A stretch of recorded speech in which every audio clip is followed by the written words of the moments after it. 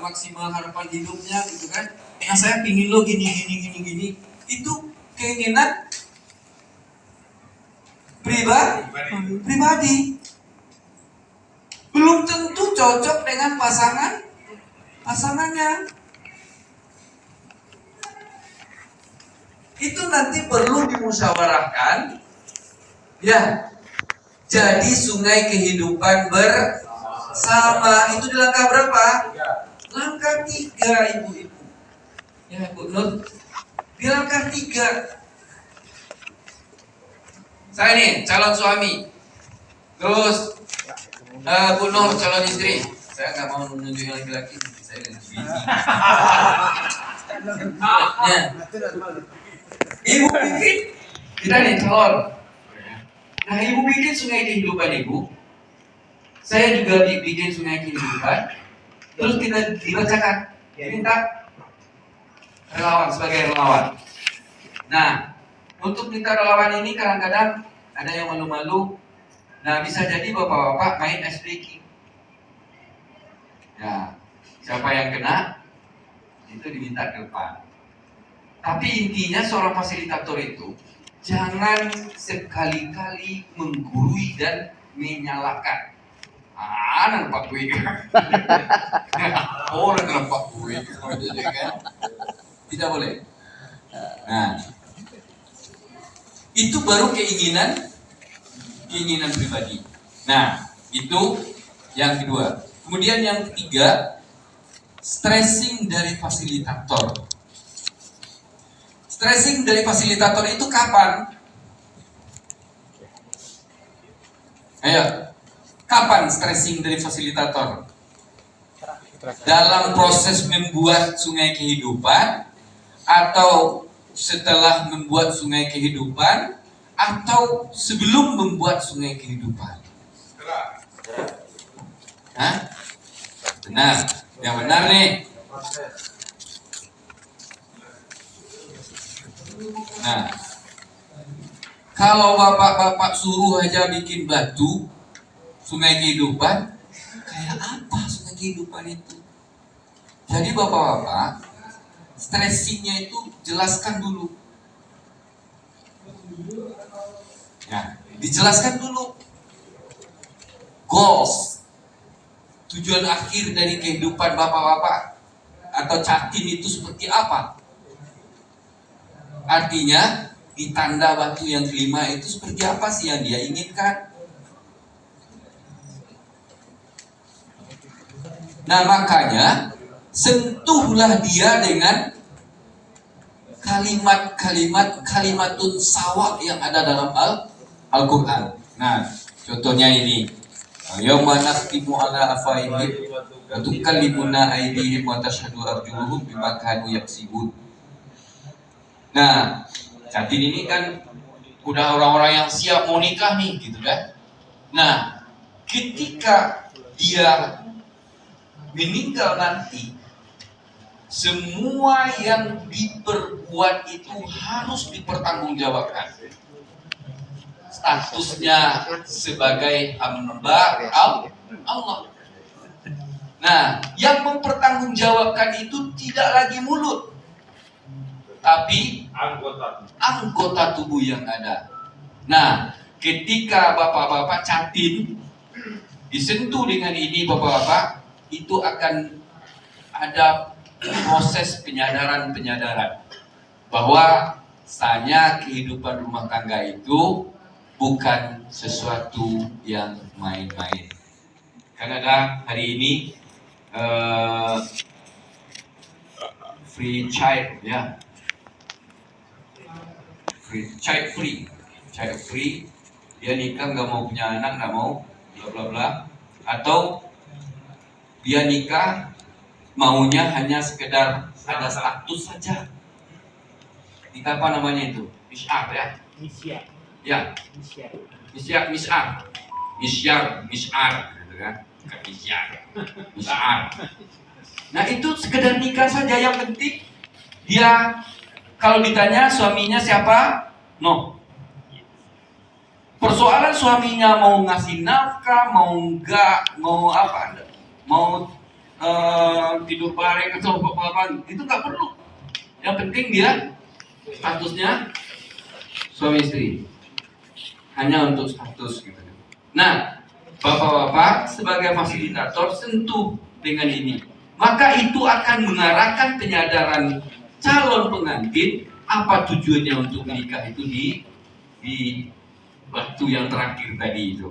Nah, banyak bapak-bapak ada tatruna muflis, kemudian wastahlulhum fujurahunna bi kalimatillah dan lain-lain sebagainya. Kemudian ada juga masalah dayus. Dayus tahu ya? Orang-orang yang lemah. Apa hadisnya? Ada yang ingat? Apa? Ini bapak penghulu, kalau nggak ada yang ingat ini masalah hadis dayus, ini terlalu ini. Nah, apa hadisnya? Silakan googling. Kata Rasulullah, jangan jadi laki-laki yang dayus. Ditanya oleh sahabat, siapa yang dayus itu? Nah, dijawab oleh sahabat, siapa? Orang yang apa? Hah? Apa? Tidak cemburu saat istrinya keluar. Tidak cemburu saat istrinya keluar. Betul. Coba nanti googling ya. Saya lupa juga ini masalah dayus. Yang penting laki yang lemah. Nah, ternyata laki-laki yang lemah itu, kata Rasulullah, adalah orang-orang yang membiarkan istrinya berbuat maksiat dan la yadkhulul jannata dayus. Ya. La yadkhulul jannata dayus. Lanjut. Ila akhirnya hadis. Sampai segitu aja. Nah, bapak-bapak sentuhlah itu catin itu dengan sentuhan dasar-dasar dalil-dalil yang ada dalam Al-Quran. Nah, kemudian di langkah yang terakhir ini, bapak-bapak selaku fasilitator bimbing itu perlu menanyakan kesan dari catin setelah dia bikin sungai kehidupannya. Apa sih manfaat di dia? Kalau bapak tidak melakukan testimoni ini, tidak ada feedback dari catin yang telah membuat sungai kehidupannya, maka itu akan menjadi air yang mengalir terus. Yang mengalir terus itu nggak jelas, gitu kan? Nabrak sana sini, gitu kan? Tidak ada yang akan dibawa oleh catin itu. Oke? Paham dengan langkah yang pertama ini, bapak-bapak? Paham? Atau sudah ngantuk? Kita break sekali lagi. Ya, baik. Untuk langkah yang kedua, catatan observer itu, ini saran mengajak catin berdialog untuk membentuk keluarga sakinah. Kemudian catatan yang keduanya monoton satu arah dan masih jadi penceramah. Saya yakin Pak Ketua ini memang penceramah semua ini. Ya. Jadi saya melihat juga seperti itu. Nah, langkah yang kedua itu bapak-bapak, jati diri suami istri.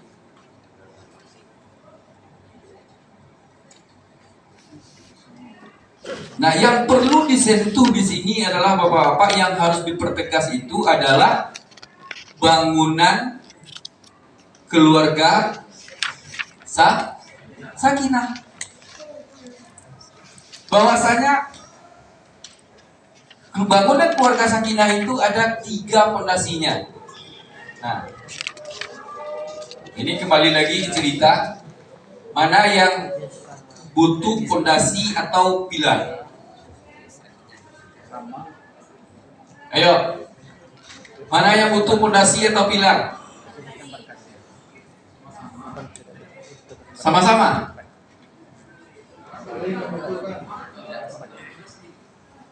Terus?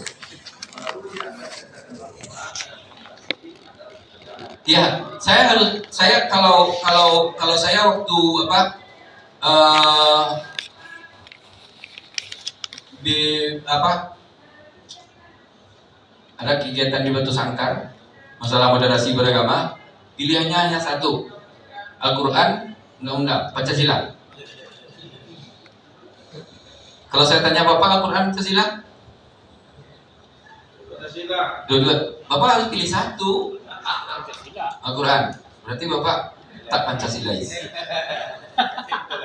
Nah, makanya saya tanya juga, pilar atau pondasi? Ayo. Fondasi, Pak. Tadi kan sudah disampaikan oleh Pak Mahfud. Ngomong itu dari bawah dulu. Pondasinya dulu. Fondasi. Diperkeras pondasinya itu Bapak. Kalau tanahnya gambut, kapan perlu dipakai ring? Dipakai apa? Bulan itu? Cakaraya. Betul ya, Mbak Irma? Pondasinya dulu yang kita perkuat. Nah, itu berdasarkan dari sungai kehidupan ini juga Bapak-bapak.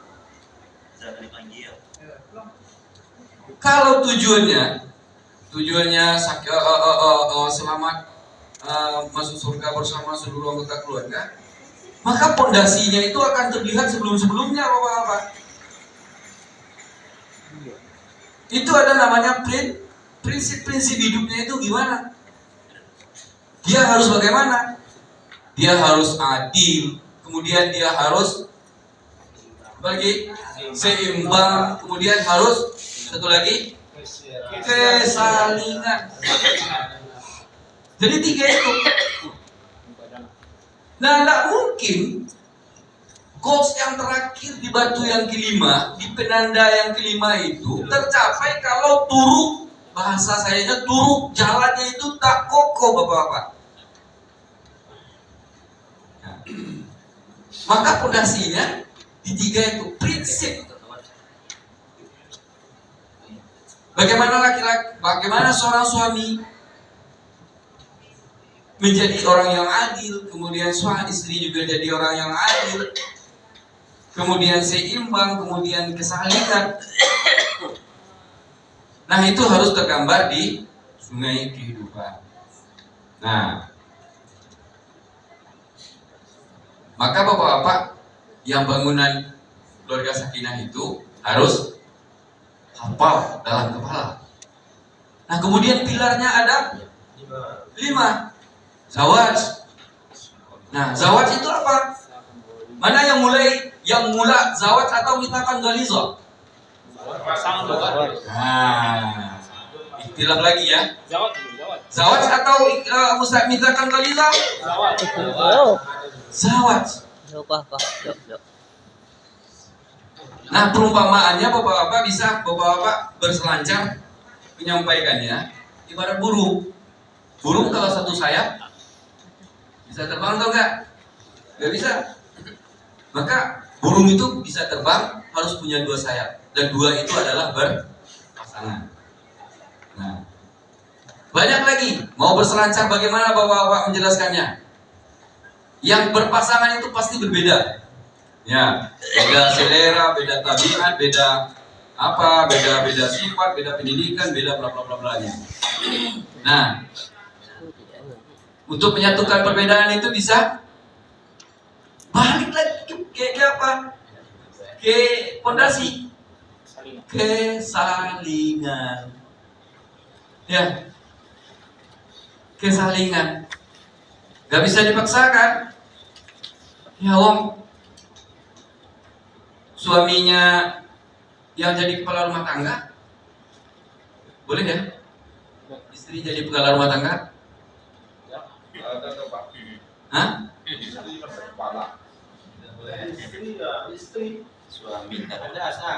Boleh nak perempuan jadi kepala rumah tangga? Pemimpin di rumah tangga? Boleh kalau suaminya nggak ada. Ya. Udah wafat. Saya ceritakan sama teman-teman, di rumah tangga orang tua saya itu yang jadi pemimpin rumah tangga itu mak saya. Mak saya. Yang mengendalikan seluruhnya itu mak saya. Karena bapak saya Gak mampu menjadi pemimpin itu. Sehingga bapak saya itu manut sama mak saya. Nah makanya ada tafsir kontekstual yang terbaru. Ar-rijalu qawwamuna 'alan nisa itu bukan gender. Tapi apa? Sifat kepemimpinan. Maka boleh saja hari ini bertukar peran itu secara tidak langsung ada di dalam rumah tangga. Yang mengatur seluruh kebijakan yang ada di rumah tangga itu adalah istri. Sementara yang suaminya Bekerja. bersifat pasif. Nah, Nerimo. nggih, gitu kan. Enggih. Nggih saja. Enggih. Ya. Reda istri tergantung dari suami. Enggih. Ya. Nah, terus Tergantung dari istri. ya bapak-bapak, hindari sebagai fasilitator itu komunikasi satu arah. Nah, kalau satu arah komunikasi kita itu pasti akan banyak ngantuk.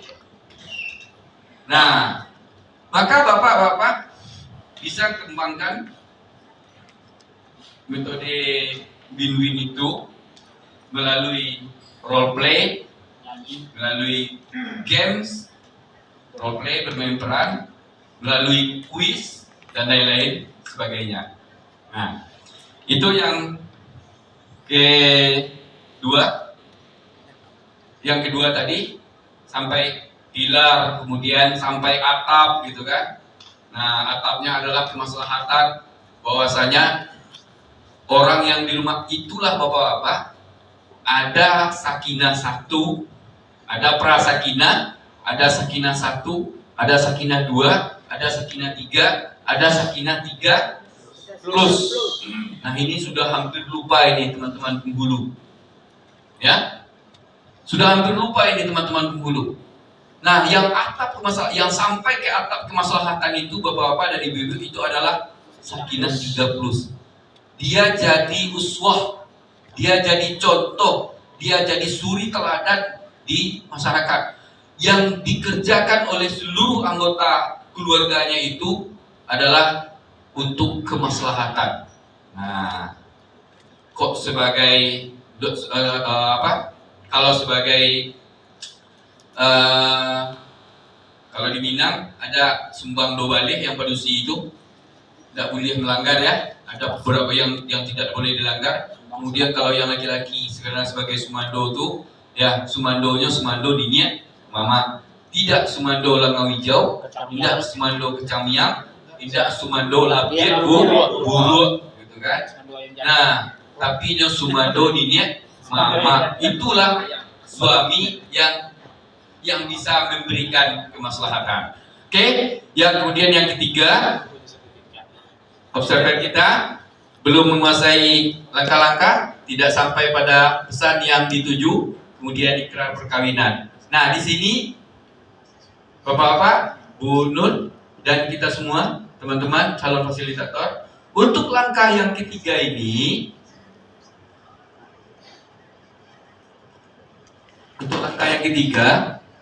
itu adalah merumuskan sungai kehidupan bersama, sehingga nanti akan muncul di akhirnya ikrar perkawinan. Nah, ikrar perkawinan itu kalau kita elaborasi lagi bapak-bapak dan ibu-ibu merupakan turunan dari pilar keluarga sakinah. Merupakan kalau saya bahasanya stressing dari pilar keluarga sakinah. Nah ini ada zawaj, kemudian mithaqan ghaliza, kemudian muasyarah bil ma'ruf, kemudian musyawarah, kemudian taradid. Nah, paham ya bapak-bapak langkah-langkahnya? Dan mudah-mudahan bapak-bapak ketika kita sudah praktek hari ini, malam ini mampu bapak-bapak besok ketika kembali ke unit kerja masing-masing untuk betul-betul mengelola Binbin Jatim yang ada di unit kerjanya masing-masing sesuai dengan langkah-langkah ini. Nah, jadi seperti itu. Baik, untuk selanjutnya ada tambahan dari instruktur kita. Kita persilakan ke Pak Mahfud. Terima kasih Pak Sabar. Bapak Ibu semuanya, saya ingin menegaskan bareng-bareng tugas kita sebagai siapa? Apakah dalam hal ini tugas kita sebagai penghulu atau penyuluh? Bukan. Dalam hal atau dalam pekerjaan kita di Binbin ini adalah sebagai fasilitator. Apa Pak?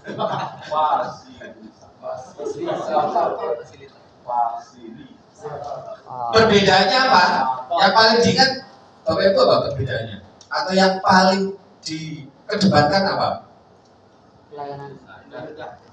Memfasilitasi, mewadahi. Apa yang diwadahi? Nah, Jatim. Jadi berangkatnya setidaknya dari fasilitatornya atau dari Jatimnya? Nah, begini. Pendekatan pendidikan apa tadi? Masih ingat? Salah satu di antara teknik belajarnya adalah teknik belajar. Nah, ada andragogi. Andragogi itu adalah pendidikan orang dewasa. Kalau bapak-bapak dan ibu-ibu itu kalau ketemu masalah biasanya minta nasihat atau lebih banyak mencari, kemudian menemukan dan kemudian memahami.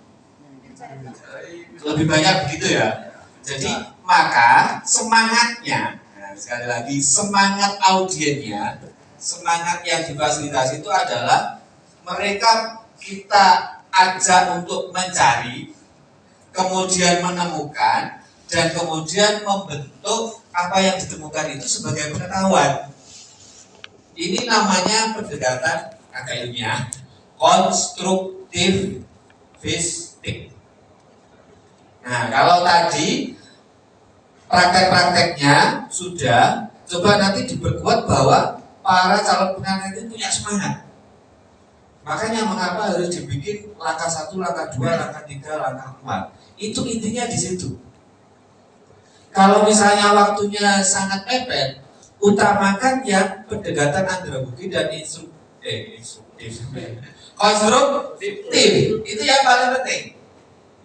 Nah, nanti materi yang buahnya itu yang paling penting aja nanti yang disampaikan untuk memperkuat dari proses belajar mereka. Nah, ini yang paling penting. Jadi yang paling penting bahasa saya kulaan. Di sini bisa dipahami, kulaan tahu ya di sini. Bahasa Jawa atau bahasa Indonesia? Kulak. Kolak. Oh, belajar.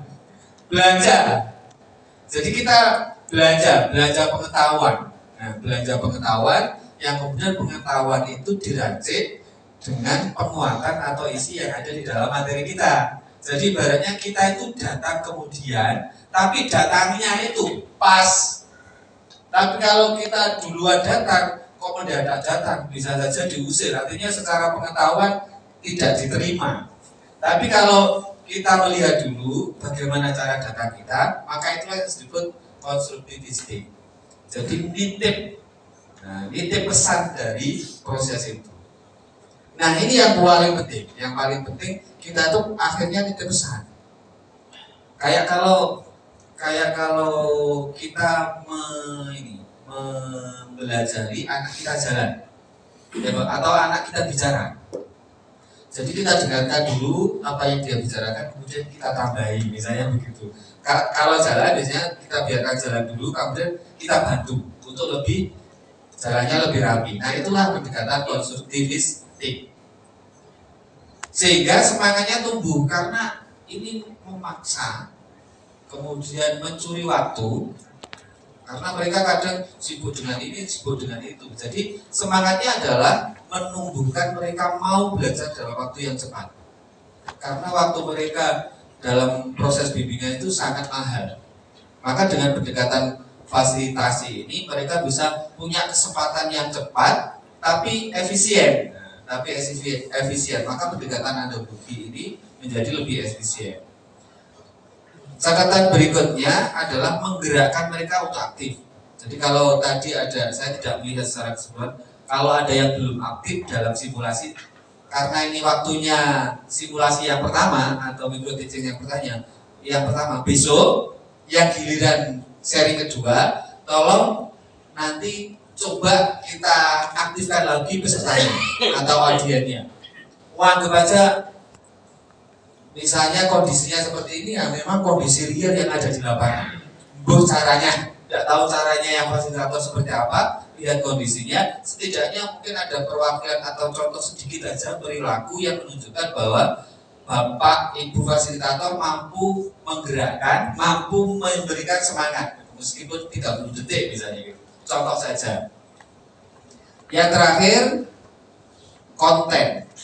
Jadi konten atau materi itu menjadi prioritas setelah proses tadi berjalan dengan baik. Artinya budelannya, pengikat akhirnya itu kembali kepada spirit tadi, akhirat. Jangan lupa bahwa akhirat itu nanti juga akan ditemukan dengan perencanaan tadi. Jadi perencanaan itu sambung dengan yang di akhiratnya. Kadang kalau sudah asik perencanaan itu akhiratnya lupa. Nah, ini di lapangan. Saya kadang juga begitu. Oh iya, saya lupa. Ini spiritnya adalah spiritualitas di akhirat itu setidaknya menjadi pancaran atau energi dari para calon pengantin. Oke Bapak Ibu semuanya. Terakhir, yang paling terakhir, pendahuluan, pembuka sama penutup itu ada kayak warming up-nya. Karena mereka nanti akan nyambung ke seri berikutnya. Jadi kalau yang pertama dibuka dengan semangat, misalnya sedikit ada permainan, maka ditutup sedikit ada permainan juga. Biar mereka setelah belajar gitu kan, kadang ada semangatnya turun, kemudian kita bakar dengan ice breaking atau dengan permainan sedikit. Nah itu untuk memberikan gairah, semangat untuk bisa nanti masuk ke sesi berikutnya. Ini adalah salah satu bagian dari upaya untuk menyambung semangat sesi 1, sesi 2, dan sesi berikutnya. Oke, terima kasih. Demikian yang saya sampaikan, semoga bisa menjadi salah satu bagian dari umpan balik dan bisa dipraktekkan yang lebih baik untuk sesi berikutnya. Karena ini yang pertama, belum ada pengalaman, belum juga ada yang bisa dilihat harus seperti apa. Maka yang berikutnya besok menjadi lebih baik. Terima kasih. Begitu Pak Safar.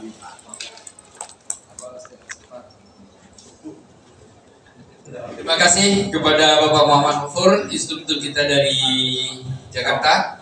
Kita berikan kepada beliau power wush.